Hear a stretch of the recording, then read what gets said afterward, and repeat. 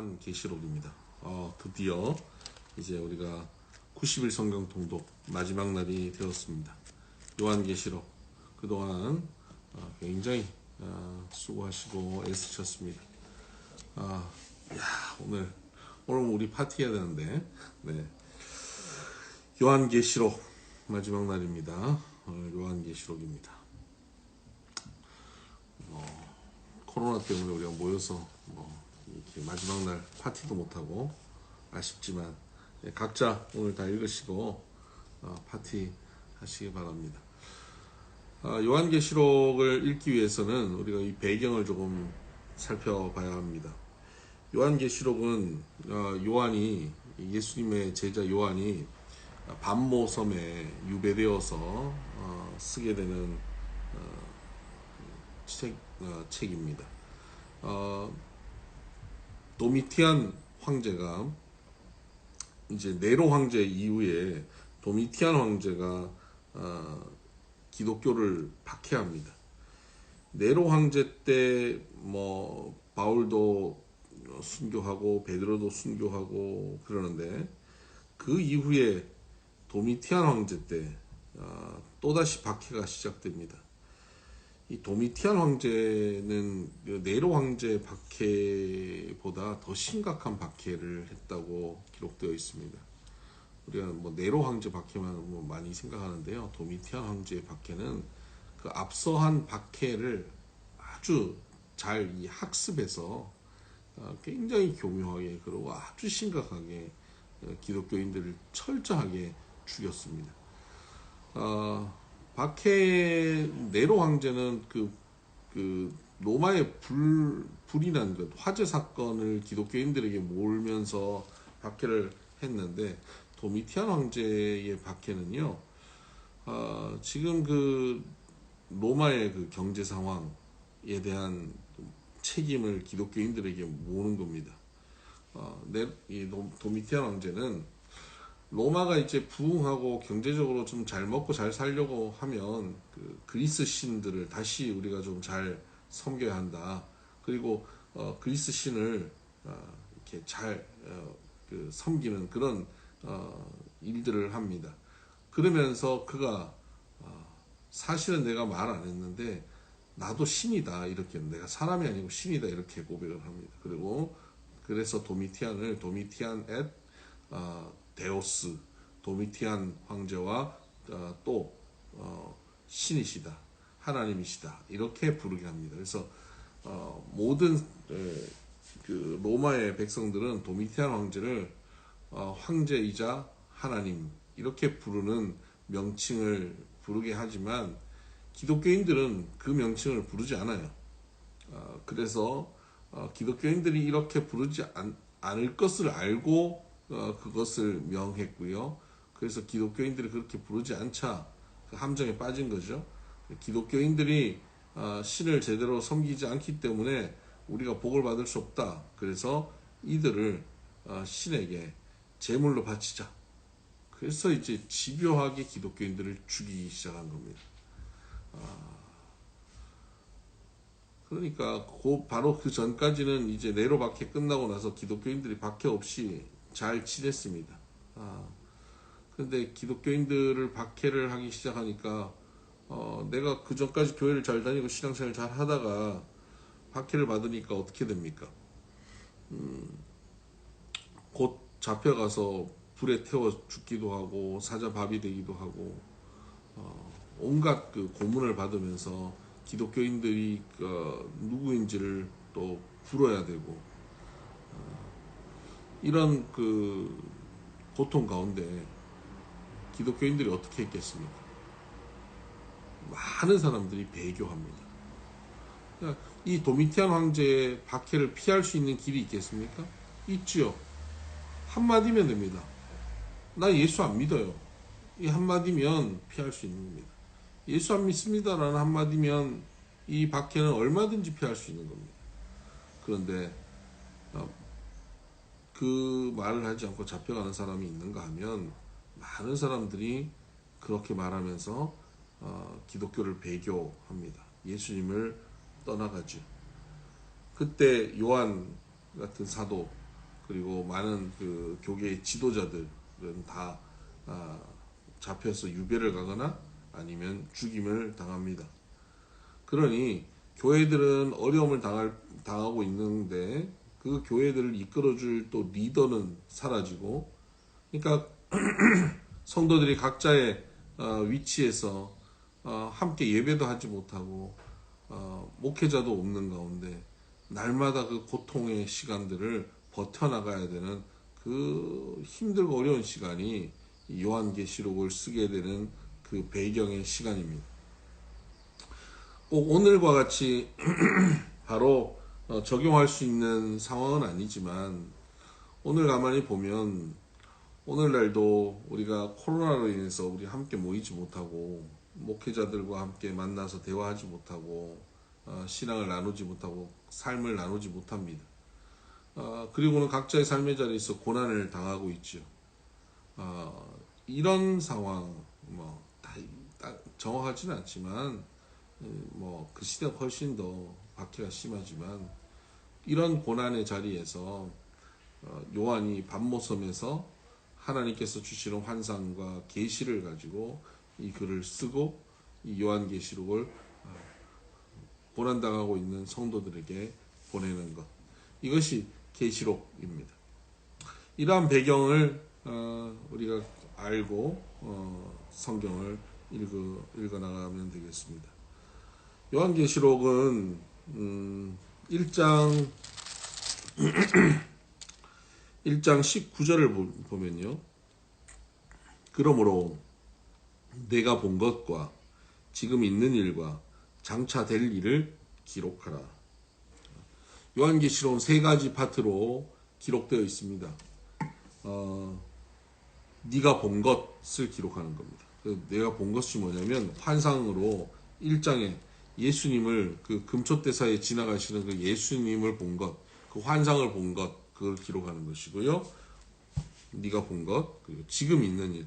지금 있는 일은 뭐냐면 2장부터 3장에 있는 그 소아시아의 7교회의 상황에 대해서 기록하는 겁니다. 그래서 7교회에 대한 것, 지금 있는 일과, 그리고 장차될 일.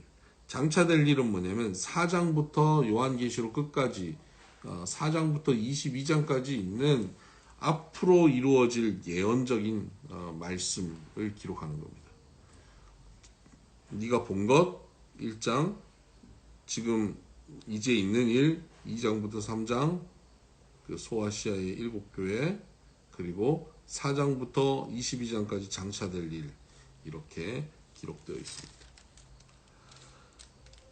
그러면 이 요한계시록에 있어서 요한이 쓰는 이 초점, 이 글을 쓰면서 초점을 어디에 두고 있느냐. 1장 2절을 보면요, 요한은 하나님의 말씀과 예수 그리스도의 증거, 곧 자기 본 것을 다 증언하였느니라. 예수 그리스도의 증거, 예수 그리스도의 증거는 예수 그리스도께서 우리에게 주신 증거, 말씀이라고 해석할 수도 있고요, 예수 그리스도에 관한 증거라고 해석할 수도 있습니다. 그래서 요한계시록은 지금 내가 보고 이제 있는 일, 그리고 앞으로 장차될 일을 말하지만 그 속에서 초점은 뭐냐면 예수 그리스도에 대한 증거입니다. 예수님이 누구시냐, 예수님이 어떤 분이시냐, 예수님이 누구시냐에 초점을 두고 이 성경을 읽어가는 것입니다.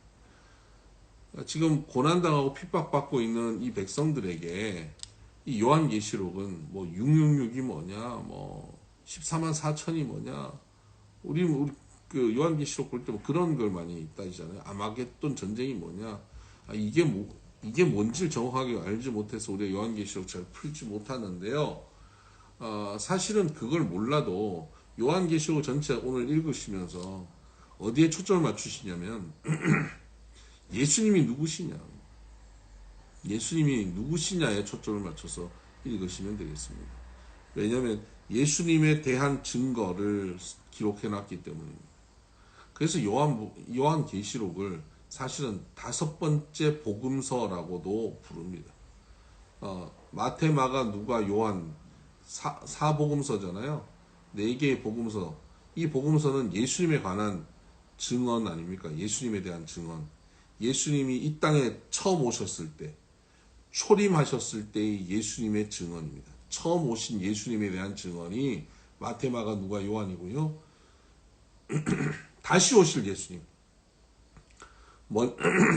처음 오신 예수님에 대한 증언이 사복음서면 다시 오실 예수님에 대한 재림 예수에 대한 증언이 요한계시록이죠. 그래서 요한계시록도 다시 오실 예수님에 대한 복음이다. 예수님에 대한 증거다. 그래서 다섯 번째 복음서라고도 표현하기도 합니다. 자, 그래서 예수님에 대한 말씀이 어떤 말씀인지를 우리가 초점을 맞추어 좀 읽어가시면 오늘 매우 은혜가 될 텐데, 4절을 보면 요한은 아시아에 있는 7교회에 편지하노니 이제도 계시고 전에도 계셨고 장차 오실 예수님에 대해서 증언하고 있는데 이제도 계시고 전에도 계셨고 장차 오실 이라고 표현하고 있죠. 또 뒤에 보면 8절 주 하나님이 이르시되 나는 알파와 오메가라 이제도 있고 전에도 있었고 장차 올 자요 전능한 자라. 이제도 있고 전에도 있고 장차 올 자다. 자, 이제도 있고 전에도 있고 장차 올 자. 순서가 조금 바뀐 것 같지 않습니까? 그냥 일반적인 순서를 얘기하면 과거, 현재, 미래를 쓰는 거죠. 그렇게 하면 전에도 있었고 이제도 있고 장차 올 자 이렇게 쓰는 것이 더 일반적인 표현이죠. 그런데 요한은 어떻게 쓰고 있습니까? 현재, 과거, 미래를 쓰고 있습니다. 이제도 계시고 전에도 계셨고 장차 올 자. 왜 이렇게 쓰고 있을까요? 요한의 강조점은 과거에 함께 하셨던 하나님, 앞으로 올 예수님의 초점이 아니라 지금 함께 하시는 예수님에게 초점이 있는 겁니다. 요한계시록이 앞으로 벌어질 일에 대한 말씀이지만 지금 환난 속에 있는 이 성도들에게 요한이 이 계시록을 쓰면서 초점을 두고 이들에게 강조하고 싶었던 건 뭐냐면 예수 그리스도께서는 지금 너희와 함께 하신다는 거예요. 전에 초림 예수님이 그리고 장차 오실 재림 예수님이 오시겠지만 전에 오셔서 우리와 함께 하시고 십자가에 죽으시고 우리를 부활하시고 승천하셔서 우리를 구원시키신 예수님, 그리고 장차 오셔서 심판의 주로 오셔서 우리를 온전케 해주실 예수님의 역사가 있지만 그 예수님이 멀리 계시고 전에 계셨거나 앞으로만 오실 분이 아니라 지금 계실 분, 지금 우리와 함께 하신다. 여기에 초점이 있는 겁니다. 근데 그 예수님이 어떤 분인지에 대한 강조를 계속 하고 있죠. 알파와 오메가다, 전능한 자다, 뭐 이런 강조를 하죠.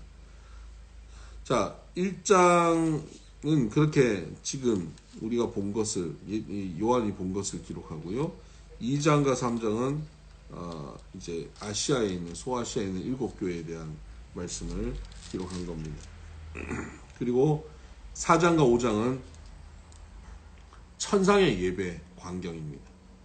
하늘의 예배가 어떤 형식으로 드려지는지, 어떤 예배가 드려지고 있는지를 보여주고 있습니다. 그리고 나서 이제 6장부터 시작되는 것이 이제 좀 복잡하죠. 6장부터 7개의 인이 그러니까 도장이 찍혀 있는 인이 찍혀 있는 책을 봅니다. 그리고 그 책을 어린 양 예수께서 유다의 사자된 예수님이 그 인을 뗍니다. 하나씩 뗄 때마다 사건이 벌어지죠. 첫 번째 인을 떼면 흰 말이 나타나고, 두 번째 인을 떼면 붉은 말이 나타나고, 세 번째 인은 검은 말, 네 번째는 청황색 말, 다섯 번째 인을 떼면 순교자 탄원이 있고, 여섯 번째 인은 별이 떨어지고, 이런 일들이 벌어집니다. 그리고 7장에 가면 회개가 있죠. 천사들이 인쳐주시고, 이스라엘의 11만 4천, 그리고 흰옷 입은 사람들이 나타나죠. 8장에 가면 일곱 번째 인을 떼려고 할 때 일곱 번째 인을 떼니까 천사가 7명의 천사가 7개의 나팔을 가지고 또 다른 천사 하나는 성도들의 그 기도를 금향로에 담아서 하늘로 올라갑니다. 그리고 이제 9장에서 그 7개의 나팔을 부른 거예요. 첫 번째 나팔을 불 때 이 땅의 모든 식물들의 3분의 1이 다 멸절하고, 두 번째 나팔을 부니까 바다의 3분의 1이 다 부셔지고, 산이 바다에 던져지고, 또 세 번째 나팔을 부니까 강물과 샘물들이 다 3분의 1이 또 쓰게 되고 먹지 못하게 되고, 이런 일들이 벌어집니다. 네 번째 나팔, 해와 별 3분의 1이 어두워지고요. 다섯 번째 나팔은 무저갱이 뚜껑이 열리고, 여섯 번째 나팔은, 다섯 번째 나팔은 무저갱이 뚜껑이 열려서 황충이 나와서 인치지 않은 사람들, 인받지 않은 사람들 머리를 쏩니다. 그래서 너무 고통스러워서 죽으려고 하는데 죽지도 못하는, 5개월간 죽지도 못하고 고생하고 회개도 하지 못하고, 여섯 번째 나팔을 떼니까 이 전쟁이 있죠. 유브라데 강가에 3분의 1이 인류의 3분의 1이 죽는 그런 전쟁이 벌어집니다. 그리고 이제 10장에 천사가 마지막 나팔을 예고합니다. 그리고 11장에는 일곱 번째 마지막 나팔을 붑니다. 마지막 나팔, 그때 성도가 환란이 끝나는 겁니다. 마태복음 24장 31절에 나오는 마지막 나팔이고요. 고린도전서 15장 51절 52절에 나오는 마지막 나팔이 바로 이 일곱 번째 나팔입니다. 이때 예루살렘에 그 두 증인이 나타나서 마지막 전도를 합니다. 회개할 기회를 얻죠. 그리고 마지막 나팔을 딱 부는데, 여기서부터 이제 요한계시록을 읽을 때 헷갈리는 부분입니다. 마지막 나팔, 이제 마지막 나팔이지만 인류의 끝이잖아요. 마지막 나팔을 불면 이제 심판이고, 이제 인치심을 받은 사람들, 구원받은 사람들은 이제 어린 양의 혼인잔치에 들어가고, 그렇지 못한 이들은 이제 진노, 심판의 진노 가운데 가는 거예요. 어린 양의 잔치와 진노 가운데 가는 사람들 사이에는 뭐가 있냐면 불이 섞여 있는 유리바다가 있는 겁니다. 이 사이에 불이 섞여 있는 유리바다가 있어요. 이렇게 나눠집니다. 그렇게 마지막 나팔을 불면서 나눠지는데, 나눠져서 이 어린 양의 혼인잔치와 이 진노는 어떤 것인지를 이제 앞으로 묘사할 것 아닙니까? 그 묘사가 들어가기 전에 어떻게 이 심판의 이 지점까지 오게 됐는지를 다시 한번 전체를 한번 인류 역사, 우주 역사를 한번 영적 세계까지 한번 쭉 훑어보는 사건이 있습니다. 그것이 어디에 나오냐면 12장부터 14장까지가 그 영적 세계와 인류의 역사를 한번 쭉 훑어봅니다. 거기에 용도 나오고 루시퍼가 나오기도 하고, 그런 이 우주적 역사를 12장, 13장, 14장에 기록되어 있죠. 그러니까 11장 이어서 12장, 13장, 14장을 시간 순서대로 이렇게 진행됐다고 보시면 12, 13, 14가 이해가 안 됩니다. 그러니까 11장까지 일곱 번째 나팔을 불고요. 그리고 갑자기 이제 종말인데, 끝인데, 끝나기 전에 인류 역사를 처음부터 한번 쭉 훑어보는 거예요. 우주 역사, 영적 세계까지 쭉 훑어보는 것이 12, 13, 14. 그죠? 그걸 훑어보고, 그리고 나서 불이 섞여 있는 유리바다의 한쪽 면, 어린 양의 혼인잔치 내용이 이제 15장에 나오는 거예요.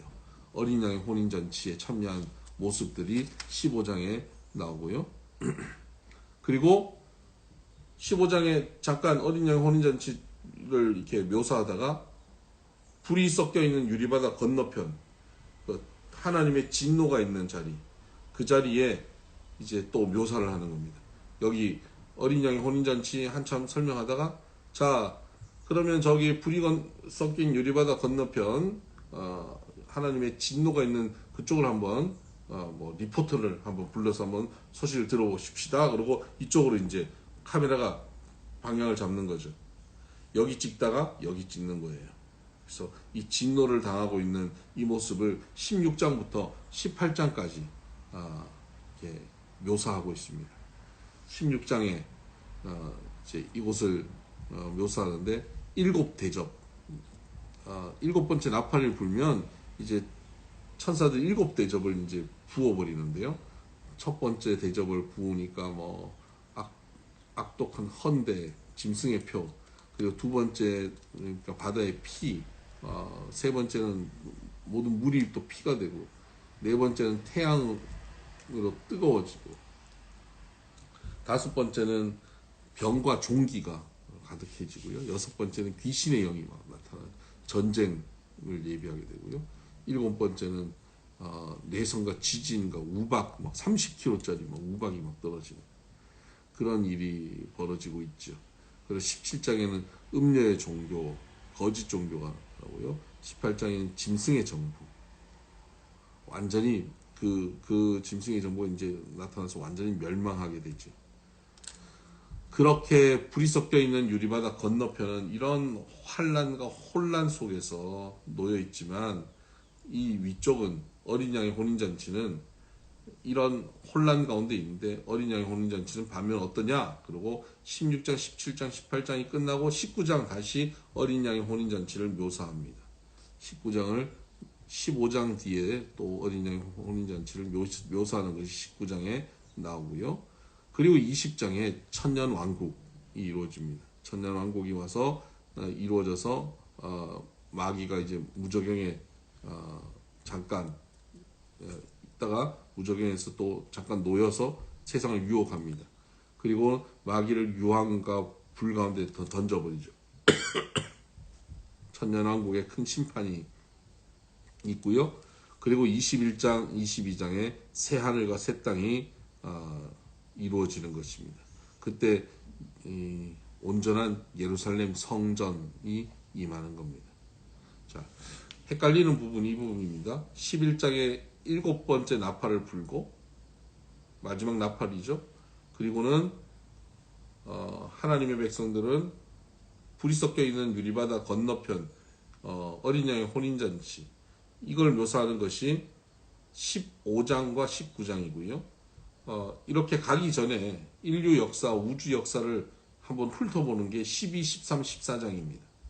그리고 건너편, 불이 섞여 있는 유리바다 건너편 하나님의 진노가 있는 곳이 16, 17, 18장이고요. 어린 양의 혼인잔치 15장, 19장, 그리고 20장의 천년왕국, 그리고 21장, 22장의 새하늘과 새 땅, 영원한 천국, 하나님께서 원래 주시고자 하신 예루살렘의 온전한 성, 예루살렘이 임하는 것입니다. 네, 이렇게 오늘까지 우리 66권 성경을 우리가 다 훑어봤습니다. 참 행복한 시간이었습니다. 하나님께서 우리를 늘 이렇게 말씀으로 이끌어 주시는 삶이 되기를 바랍니다. 축복합니다. 샬롬.